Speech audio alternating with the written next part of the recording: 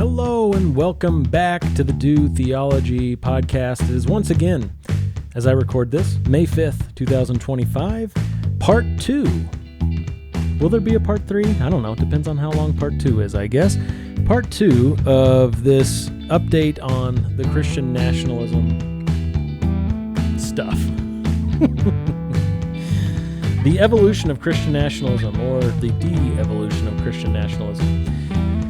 Talking about what is going on out there, and if you haven't watched part 1, I highly recommend that you check part 1 out, as it will explain so much that will help you to understand part 2. What we were just looking at in part 1 that I'm resuming now is this comparison, or contrast, I guess is more accurate, between the traditional Protestant conservatism that has existed within the Christian nationalist movement and the new Christian right that has been born out of Christian nationalism that is now disagreeing with those that created it, essentially, those who influenced them to become what they are today. Another way to say it, another way to think about it, is Doug Wilson has created a monster that he can no longer control. And what do I mean by that? Well, let's go back to my trusty PowerPoint with all my graphics. You have, within Christian nationalism, postmillennialism being the main driver of the whole thing. And traditionally, postmillennialists have taken a traditional approach to politics called traditional conservatism, traditional Protestant conservatism. Yet lately, the younger crowd in particular has come up with this new Christian right movement. It's a political strategy that goes against traditional conservatism that is quite different. And this political strategy that has been developed under the umbrella of Christian nationalism has attracted many non-postmillennial people into the Christian nationalist camp because they are now wanting to engage in the politics of the new Christian right. Now, I didn't mention this in the last video, but the response of James White and Doug Wilson has now been to kind of distance themselves from the Christian nationalism label. As the new Christian right has become somewhat synonymous with Christian nationalism, the traditional Protestant conservatives that have been in the Christian nationalist movement, they're saying, I don't want to be associated with them, therefore I'm going to just back away from the Christian nationalist label altogether. And it's been something like this that has happened, where Christian nationalism was laid down, Christian nationalism 1.0, here a few years ago, fueled by postmillennialism. The new Christian right has emerged out of that, and the Stone Choir movement has emerged out of that, kind of. It's been supported by many who have gone to the new Christian right and beyond in their thinking, getting more and more extreme in their views regarding all sorts of stuff. So that's what we were looking at last time of how all of this had developed. So now you've got people who are a part of Christian Nationalism 1.0. You have those who were the architects of the movement a number of years ago. They're seeing what's going on in the new Christian right and in Stone Choir, and they're afraid that all of that's going to trickle down and spread, take more and more root in their ranks and cause people to leave and get more extreme. In fact, that's why James White and Corey Mahler debated. Now, I'm assuming the debate that's happening 1 week from today as I record this has already happened as I release this, okay? That's why they were debating, is because James White says, look, I'm seeing Stone Choir impact among the young men in my circles, so I've got to debate this guy to try to bring these people back down to earth the best I can, all right?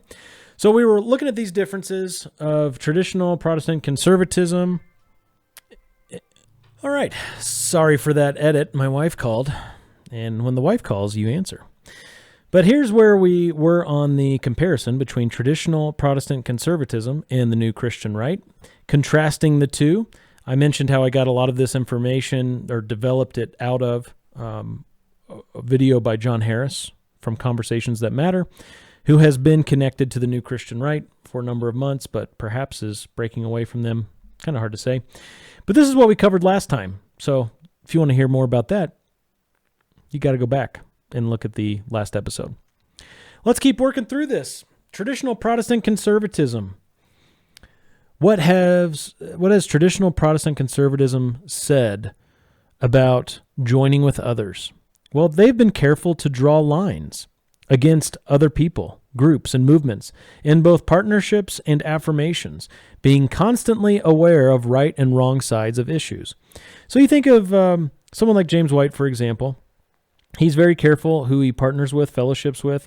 Jeff Durbin, for instance, was supposed to speak at the Trash World conference that happened a month ago or so. But then when he saw some of the speakers there, he said, no, I'm not going to do that. And that further divided the new Christian right from these more traditional conservatives within Christian nationalism. The new Christian right, on the other hand, is more open to ecumenical partnerships, especially when advancing political goals. They are also more open to conspiracy theories and questioning history. So, for example, in that Defeating Trash World conference, what a silly name for a conference, right? In the Defeating Trash World conference, one of the speakers was Calvin Robinson. Calvin Robinson is an Anglican who has Roman Catholic views of Mary and is just overall a guy that many Protestants would not want to partner with. Well, the new Christian right is more open to that because they're trying to accomplish political goals, and ecumenical partnerships aren't that big of a deal. Separation isn't that big of a deal to them. But for the traditional conservatives, it is a big deal. They want to be very careful about who they partner with because that reflects on them. That matters. Additionally, I have a little note here that the new Christian right is more open to conspiracy theories and questioning history. That's where you get stuff like Winston Churchill was the bad guy in World War II. And this is shocking for some of you to hear. I know that we have, especially some older listeners, who don't stay up with what's happening on X and what's happening among Christian nationalists out there. But you have, in the new Christian right, this view of Winston Churchill was a bad guy in World War II. And that he was propagating globalism and he was trying to play with nations. So that whole post-war consensus that you've been taught, that all the historians agree on in the American version of World War II, that you've been fed since you were a child, you just got to question that, man. Joel Webbin, he goes this far. He says, did 6 million Jews die in the Holocaust? Well, I don't have 10,000 hours to research it. If I did, I would let you know if it was 6 million. Joel Webbin says that.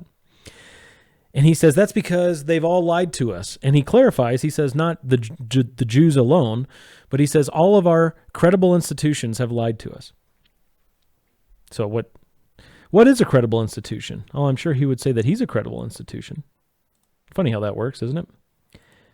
Let's go back to our comparing and contrasting of traditional conservatism and the new Christian right. Traditional Protestant conservatism says that America is rooted in the idea of equality, and this must be protected as our national identity. So democracy is very important in traditional Protestant conservatism. Everyone gets a voice. We celebrate freedom for all, equality. Everyone gets a vote, democracy. New Christian right says America as a nation should be defined as a people with a common ancestry across generations. Protecting the heritage is more important than protecting the ideals like equality and democracy. And they will often talk about how universal suffrage was a mistake, that women shouldn't be allowed to vote, that it should only be male land owners in America who are allowed to vote. And, we can have those kinds of conversations. Those are interesting political conversations to have. But the way they're going about it, the way they're getting there is from a very interesting perspective, theological perspective. Continuing on, traditional Protestant conservatism allows for religious pluralism, that there would be a mosaic of religions that make up the culture. All religions should have equal access to public privileges. Okay, so you believe in freedom of religion when you're a traditional Protestant conservative, that all religions, Hindu, Muslim, whatever, should have equal access to public privileges. Equality, freedom for all. The new Christian right, remember, doesn't prioritize equality and freedom for all or value it in the same way. So they say that American society should be explicitly identified with and defined by Christian values and laws. They allow for ordinances against false religions when they intrude on society.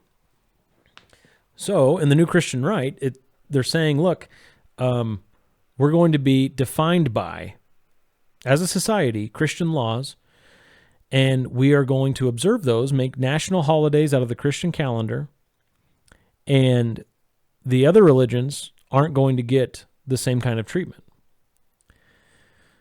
They don't view they don't view the separation of church and state in the same way, and that'll become more evident here in just a bit. Stephen Wolfe, on this very subject, he says this. This was in an interview that he did a couple of years ago. He said this about Christendom, Christian nationalism, how Christianity can be advanced in the nation. I think that people in authority can do a lot before there is a sort of sweeping revival. Doug Wilson and James White would say you need this massive revival before anything happens. I think actually you can work a lot with a heritage of faith amongst the people, or a sort of cultural Christianity. So taking the more traditional Protestant conservative approach, you have Doug Wilson and James White. And they're saying, look, if we're ever going to make this nation Christian, like literally, if that's actually going to happen, where we are going to be self-identified by and large as Christians, it's going to be through evangelism that takes place, where people are converted. There's an actual real revival that goes on, and people are truly converted. Well, Stephen Wolfe, he says, look, that doesn't necessarily need to happen. For the New Christian Right, their political strategy, let's create a cultural Christianity. Let's establish cultural Christianity and let the chips fall where they may regarding regeneration and people actually being born again. Wow. Okay. Back to the chart. Traditional Protestant conservatism believes that all types of people should be treated the same in society, allowing for those varying expressions of faith. Okay, kind of like what we were just talking about. The New Christian Right says that the Bible should be used to make laws based on the interpretation of Christian rulers. Violations of the law, sins that are determined by the Christian rulers, those should be punished. This is where you get that idea of a Christian prince. And I've talked about this in my previous episodes from 2024 on Christian nationalism. Interestingly enough, it's not just Stephen Wolfe that believes there's going to be a Christian prince. Doug Wilson also believes in the idea of Christian princes. That there are those who come along who can lead a nation into Christianity for their good. So Doug Wilson kind of has 1 foot in, 1 foot out on this whole, do you need a revival, a true revival or not? Because he sees the role of Christian princes. And the ideal for the New Christian Right, this movement within Christian nationalism, the ideal for them is to have Christian rulers come in and enforce what they believe is right. Truly enforce. Okay? Let me explain further what I mean, because I have a couple of videos I want to show on this very subject that will help explain things. But one more line on this chart before that. Traditional Protestant conservatism says that the political goal that Christians should have in America is the expansion of conservative values in a neutral sphere, and capitalism is the only acceptable system. Okay, let's keep it equal, fair, open, reasonable, an open market place of ideas and opportunity. Equality is protected, and we go out and politically we want to expand conservative values. We want to protect capitalism. And in so doing, we practice personal evangelism. Okay, that's not on there, but that's their understanding of how this all works. Politically, you expand conservative values, you protect capitalism, and on a spiritual level, you share the gospel with people individually. The New Christian Right, however, says that the expansion of Christendom is the only goal. Forms of socialism may be entertained within the establishment of Christendom. And that's kind of crazy to think about, isn't it? They're not looking to expand conservative values and protect capitalism. They're looking to win, basically. They're looking to dominate, to expand Christendom, to eliminate anything that would be against Christianity. And to do so, they're willing to entertain forms of socialism. Now, that most certainly requires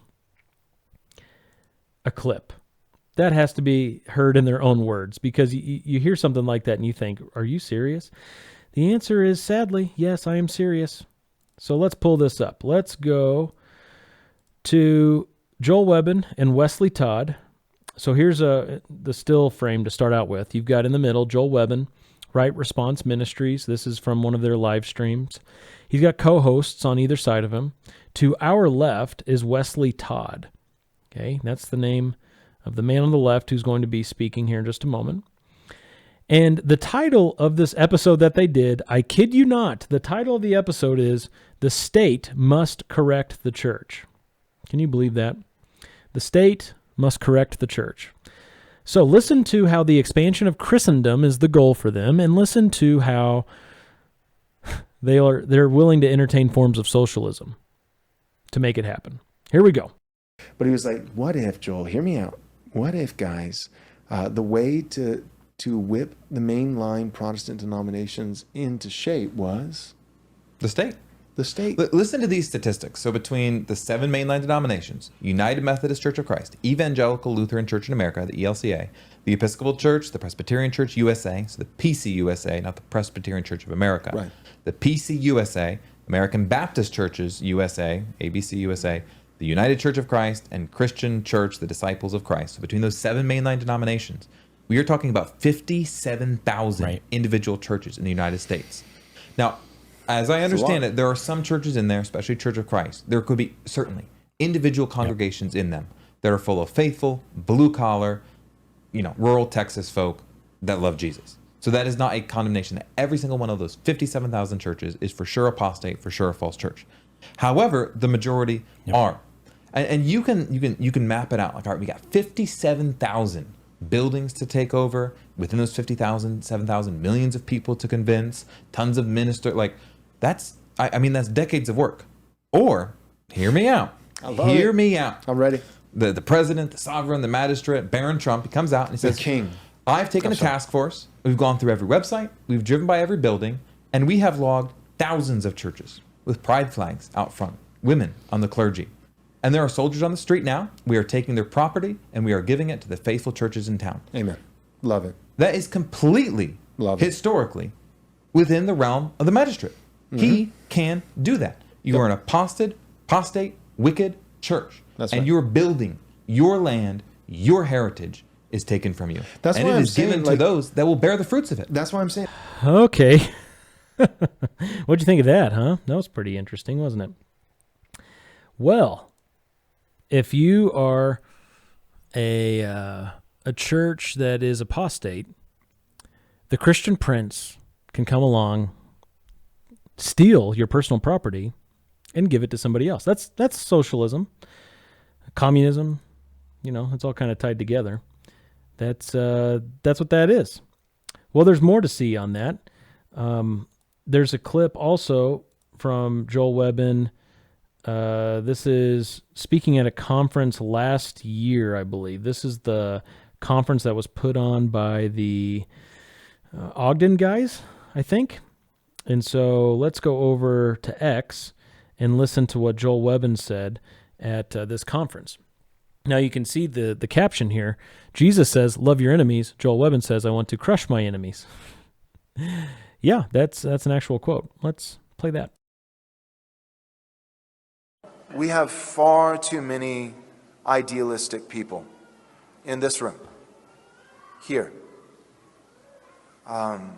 Idealism, we cannot afford to be beautiful losers.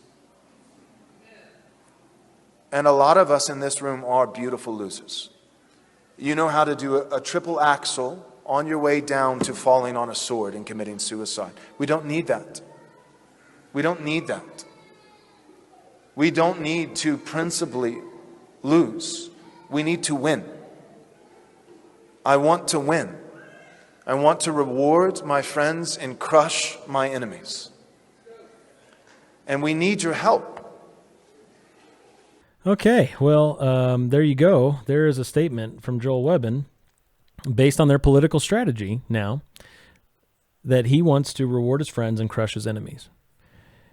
So I mentioned in part 1 that I don't like to have to talk about this because it seems just so worldly. We're just talking about politics. But look at what's happening here among these Christians in America. This new political strategy is coming in and affecting their theology. Jesus does say, love your enemies. That's the new amazing standard that we have in the New Testament. A new commandment I give to you, that you love one another, even as I have loved you. What kind of love did Jesus show toward us? While we were yet enemies, Christ died for us. You've heard it said, you should, love your neighbor, love those who love you. And those are all true. But Jesus teaches, love your enemy. And he straight up says, Joel Webbin straight up says with a straight face, with this confidence, that he wants to crush his enemies, and he asks for help in doing that. Well, that's really sad and stupid and terrible that anybody would follow him. But now let's continue. Let me open back up my PowerPoint. Let's go back. There's more to see. Here we go, as we continue to contrast traditional Protestant conservatism with the new Christian right. In traditional Protestant conservatism, you have individual, contemporary Bible study being valued over the historical interpretations and strategies of past Christians. Now, this one can be hotly debated as to how true this is, and people vary. Groups all have variations within them. But especially as John Harris was putting this, you have a sentiment that seems to exist within traditional conservatism or more contemporary Protestant conservatism. So like contemporary traditional conservatism, as oxymoronic as that sounds, you have this sentiment that we are to focus on what we are to be doing today. We are to go to the Word ourselves and to study for ourselves and apply it for ourselves today by the Spirit's power. And yeah, you could go back and you can read through what Calvin's Geneva was like or whatever, but really we should be doing what is best for our context. The New Christian Right says that reason and nature found in church history is valued over individual contemporary Bible study, especially as a sense of security, because they are in the right tradition. So they're going to place more confidence in those who have come before and tried these political strategies before. I mentioned Calvin's Geneva, but there are other ones you could look at. They're going to actually examine those, look at those, see what they can learn from those, and apply those more than that individual Bible study in the context of a contemporary United States. Traditional Protestant conservatism believes that the work of the church is the central focus and priority for all Christians, and that evangelism is the strategy. The New Christian Right, on the other hand, believes that political and occupational work is just as important as ecclesiastical work. And this is where you get statements from guys like Stephen Wolfe, who says that in this movement, the Christian Nationalism movement, he pictures the pastor as a chaplain. He's just a chaplain for the movement. And that all Christians need to develop a political and vocational or occupational life that is just as important to them as their ecclesiastical or church life, because they live so much of their life outside of church ministry and church fellowship. And so they are saying, think through your political and vocational strategies so that you can build Christian nations. Okay? And they encourage that just as much as they encourage, actually, I would say in some cases even more than they encourage church ministry. Traditional Protestant conservatism views complementarianism as the main general understanding of the role of men and women. And that results in women's roles in church and society being generally more expansive than in the past. Complementarianism allows for the role of women to be freer than you would have seen in, I keep going back to Calvin, so we'll just go back to Calvin's Geneva, right? In Calvin's Geneva, you weren't having an election where you were choosing a female senator. Whereas today that happens, and you have many traditional Protestant conservatives who support that and are all about that. I remember when John McCain chose Sarah Palin as his running mate, and there was a debate among some Christians about whether that was a good thing or not, but how many conservative Christians in my circles in Missouri were voting for Obama and Biden because of the fact that the Republicans had a female on the ticket. Well, it wasn't happening at all, right? Complementarianism allows for that depending on your understanding of those things, your articulation of those things. Well, in the New Christian Right, they're not complementarians. They believe in patriarchy. Patriarchy is fiercely held to in the New Christian Right, believing the created order limits the roles of women in both church and society. Right? So let's go do some clips on this as well. This is worthy of listening to them in their own words about what women are to be doing in church and in society. The New Christian Right takes a different view than traditional Protestant conservatism, and that comes out in clips like this one, which is once again from Joel Webbin. He's like the voice when it comes to the New Christian Right. And we're going to get back to the more extreme guys like Corey Mahler and all the Stone Choir stuff. But for now, here is Joel Webbin talking about how he doesn't want to see women in the public sphere at all. In a nutshell, in general, I don't want to see women in the public sphere. You mean they shouldn't hold political office? Correct. You mean you don't want to see them podcasting? Correct. Well, but what about in the marketplace, with, 9 to 5, careers? No, not that either. Like, I don't want to see women holding positions in the public square. I don't. Wow. There you go. He doesn't want to see women podcasting even. That's pretty strong. And then you have Eric Kahn. He's with the Ogden, Utah group, about 90 minutes north of where I am. He says stuff like this: women, you are more than a sandwich maker. For example, you are also a taco maker, a tater tot baker, and a baby maker. Patriarchy. That's the role of women, to make food and babies. Period.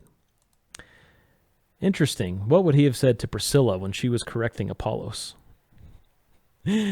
We don't necessarily need to go down that road right now, but there you go. In their own words, they're expressing their views on patriarchy. And I should mention that Eric Kahn and Brian Sauvé, those Ogden guys, they're pretty influential as well. They've got a lot going on there in Ogden as they're reaching people with the New Christian Right mentality. And Eric Kahn, the one who put that post out on X that I just showed you, he's the pastor of counseling there. So if you were thinking about getting some good marriage counseling about the role of women in the home, he's your man. Let us continue. We need to go over to PowerPoint again. Here we are. All right. Another point of contrast, and this is the final one. And this one's really sad. Traditional Protestant conservatism, you have Israel being valued as having a role in God's program while also being a key global ally politically. So setting aside that second one about political global ally stuff, in traditional Protestant conservatism, Israel is valued as having a role in God's program. For some people, that's just Old Testament, where they said, look, even though they might believe the church has replaced Israel today, which is a wrong thought, but maybe they think that, they would say, look, they're still the nation that God built. They'll say something like that, and we should honor, respect them, etc. But still, a lot of Christians who are conservatives, traditional conservatives, they still believe, even if they think the church has replaced Israel, that there's going to be a mass conversion of Jews before the return of Christ. Doug Wilson even believes that. There's going to be some sort of mass conversion of Jews coming into the church. And so there's a value that's placed on Israel because Scripture has so much to say about Israel and the Jews. There's value there. On the New Christian Right, however, Israel is considered very dubious, both as a nation and even as an ethnic group. So I want to go back to X and walk through kind of an escalation here. You've got Joel Webben, and then you've got Corey Mahler. So you've got, to go back to this graphic that I shared with you at the beginning and in part 1, you've got this escalation. Plain old Christian nationalism, James White, Doug Wilson. New Christian right, Joel Webben, Stephen Wolfe, etc. Ogden Group. And then you've got Stone Choir. That's Corey Mahler. It escalates, okay? So now with that in view, I want to go to X, and I want to show you how it is that they view Israel as dubious and some of the more shocking things that are being said and tolerated within Christian nationalism now. So Joel Webben said this once upon a time, this was February of this year, that the average Christian in America says something like this: Israel has survived and even thrived against all odds. The fact that there is a modern state of Israel is proof that they are God's chosen people. Yeah, there's a lot of truth in that. Yeah. Name another nation that has been stripped of their land and scattered across the globe and still survived. What are the odds of that happening? All right, back to X. That's the average American Christian. But he's not average. He's above average. Christians who have read history and reject dispensationalism, here's what they say, according to Webben. The modern state of Israel does not serve as a testimony of God's miraculous power. Blasphemy. Rather, it serves as a tragic example of what happens when Christian nations in the West allowed themselves to be duped by bad theology, dispensationalism and Schofield, and chose to manipulate the global stage by interfering in the Middle East. The modern state of Israel would not even exist without Western/Christian nations, and yet Western/Christian nations would have been far better off if it had not been for all the negative Jewish influence over the last century. That's quite a statement. God was not involved in putting Jews back in this land. It was just because, you've got these presidents at the time, late 1940s. You've got these presidents, Truman, and you've got these world leaders, others, who were just manipulating the global stage because they were influenced by dispensationalism. Can you believe that? Can you believe he's saying stuff like that and that people are all about it? It's so crazy. Well, there's another video. Here's a 2-minute video. And what we got going on in this one is Joel Webben with Andrew Isker. Andrew Isker is a frequent guest on Joel Webben's show, Right Response Ministries stuff. Andrew Isker was also recently on the Tucker Carlson show. He was interviewed by Tucker Carlson. These guys are getting out there. They're getting lots of notoriety. And look at what Andrew Isker has said with Joel Webben about the Jews. Especially pay attention at the end of the 2 minutes of the illustration that Isker uses regarding foster children.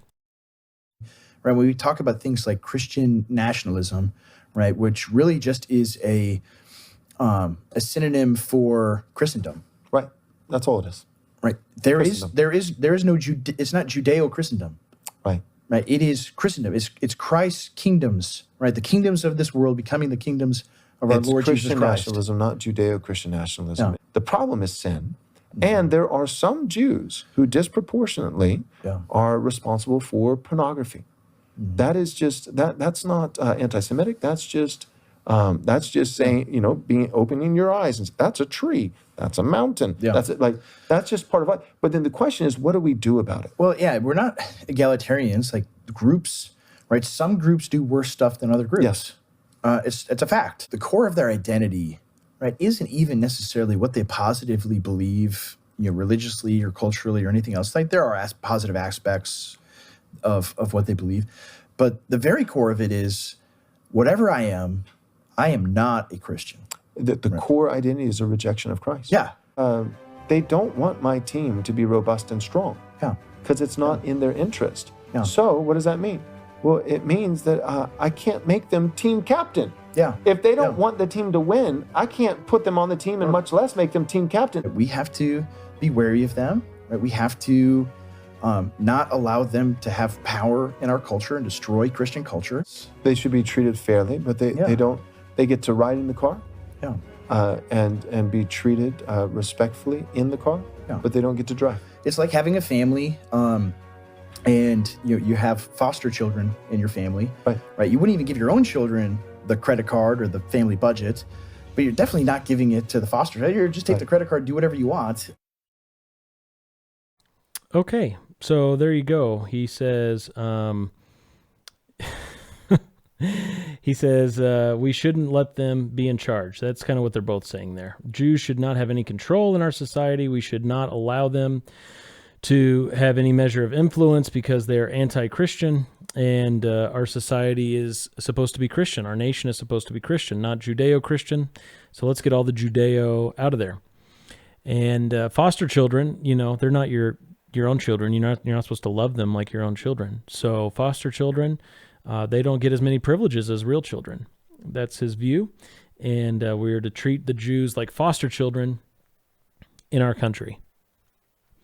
There you go. That's what he's saying. Well, again, not to be outdone. I mentioned this last time with Corey Mahler. He is never to be outdone, ever. And so let's go over to X again and see what Corey Mahler has said about the Jews. He says, I hope that our great-grandchildren never have to hear a single word about the Jews except when reading Scripture. What does that mean? What does that mean?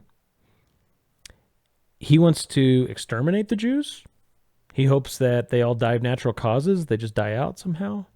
He hopes that they're raptured. I mean, what could that mean?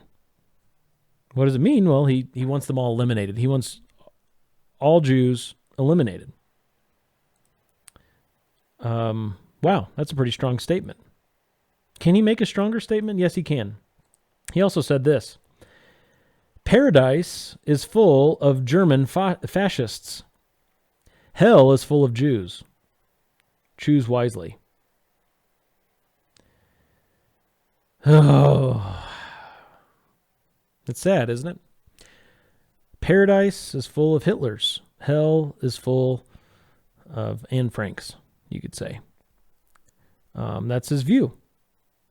Now, do we recognize that whether Jew or German fascist, whatever the case may be, do we recognize that the only way that you go to heaven instead of hell is by trusting in Christ by grace through faith in the finished work of Jesus, his death, his resurrection, his ascension on our behalf to take care of our sin in a way that was pleasing to the Father, where Jesus himself in his perfect deity, complete deity, becomes our righteousness, the only righteousness that we trust in, and that is what qualifies us for heaven. Do we recognize that? Yes, we should. No matter your background, no matter where you're from, Jew, Muslim, Hindu, cultural Christian, whatever the case may be. But what is he doing in these tweets? He's trying to shock and awe, and it's very successful. He gets a lot of views. He gets a lot of attention. He's trying to communicate something. And what is being communicated is his deep-seated hatred for the nation that God created, Israel, and for the people that God called. They were once not a people, but he made them a people. Just as the church, we were once not a people, and especially us Gentiles, we were far, far from the promises of God, and then he called us into his family. Isn't that amazing? He hates the Jews, as many in the new Christian right do, but he goes a little bit farther. That's why he's a step above on the extreme scale. So now, finishing up my thoughts, going back to the trusty PowerPoint, I've got to change my screen. There we go. This is what's going on within Christian nationalism to sum up what I've been saying in the last 2 episodes. You have post-mill and non-post-mill people who are giving up their theological differences for the sake of the new Christian right strategy, the new Christian right way of life, or the stone choir strategy and way of life, which can be summed up like this: seeking to order the nation toward Christendom, seeking to build a political life outside of institutional church life, declaring Christ as king now, that our nation, America, is his. The phrase Christ is king, by the way, has become very popular in a way that is associated with the new Christian right. Appeal to and imitate Christian tradition and heritage. Protect American heritage, even prioritizing preservation of ethnicity. Demonstrate patriarchy in all of life, and dispel certain notions about Israel. That's become the face of Christian nationalism because of the popularity of the new Christian right and now Stone Choir as well. So once again, revisiting this stair-stepping visual I gave you, that bottom level of Christian nationalism, that Christian nationalism 1.0, that's becoming very irrelevant. And that's why you got guys like James White and Doug Wilson distancing themselves from the label, because they're saying it's become a thing that I don't want to be associated with anymore. Well, they're the ones who were really pushing a lot of these ideas that gave birth to what's happening now. And they're debating these people. They're engaging with them. Like Doug Wilson and the Ogden Group, they've had a pretty big beef for a while. And I'm happy to see that Doug Wilson and James White are taking the stands that they're taking. But at the same time, they should see that it comes from their bad theology, their bad eschatology. It's frustrating. It's very, very frustrating. So they've got to do something. And I don't know what the answer is, other than become someone who reads the Bible more accurately and take the dispensational premillennial approach to eschatology. So to sum it all up, here's a visual for you that you can take to the bank. Isn't that fun? Look at this visual. It's like a crazy Venn diagram under an umbrella. The umbrella of Christian nationalism, and within it you have postmillennialists who are both traditional conservatives and members of the new Christian right, or even Stone Choir.